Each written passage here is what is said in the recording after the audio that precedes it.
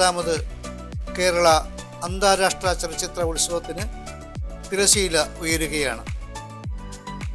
2024 December 13 Nishagandhi ഓഡിറ്റോറിയത്തിൽ ബഹുമാനപ്പെട്ട കേരള മുഖ്യമന്ത്രി ശ്രീ പിണറായി വിജയൻ ഒരാഴ്ച നീണ്ടു നിൽക്കുന്ന ഈ രാജ്യാന്തരമേളയ്ക്ക് തിരി തെളിയിക്കും.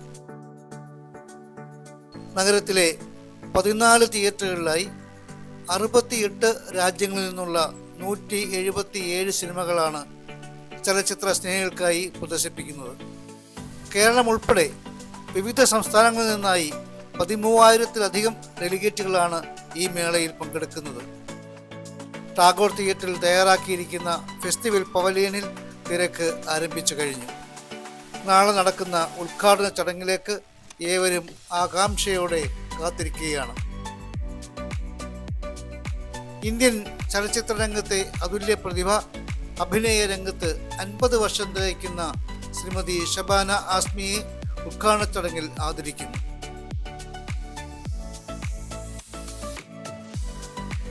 ഈ വർഷത്തെ ലൈഫ് ടൈം അച്ചീവ്മെന്റ് പുരസ്കാരമായ 10 ലക്ഷം രൂപയും ശില്പവും ഹോങ്കോങ് സംവിധായക ആൻ ഹുയിക്ക് നാളെ സമർപ്പിക്കുന്നതാണ്.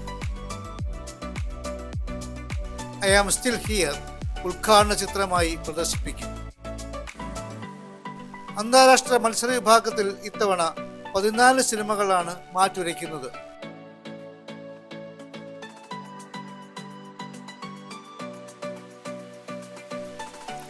ലോക സിനിമാ വിഭാഗത്തിൽ 63 സിനിമകൾ പ്രദർശിപ്പിക്കുന്നു. മലയാള സിനിമ ടുഡേ വിഭാഗത്തിൽ സമകാലിക പ്രശസ്തമായ 12 ചിത്രങ്ങൾ ഉൾപ്പെടുത്തിയിരിക്കുന്നു.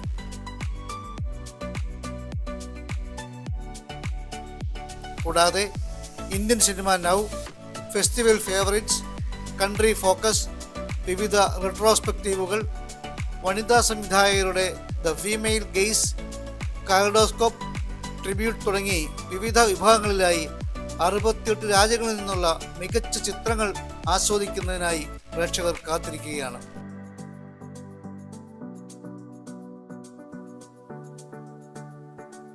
ഈ മേളയുടെ ഉദ്ഘാടന ചടങ്ങും ഓപ്പൺ ഫോറവും ഉൾപ്പെടെ വിവിധ വേദികളിൽ നടക്കുന്ന എല്ലാ പരിപാടികളുടെയും ദൃശ്യങ്ങൾ ഞങ്ങൾ തത്സമയം സംപ്രേഷണം ചെയ്യുന്നു.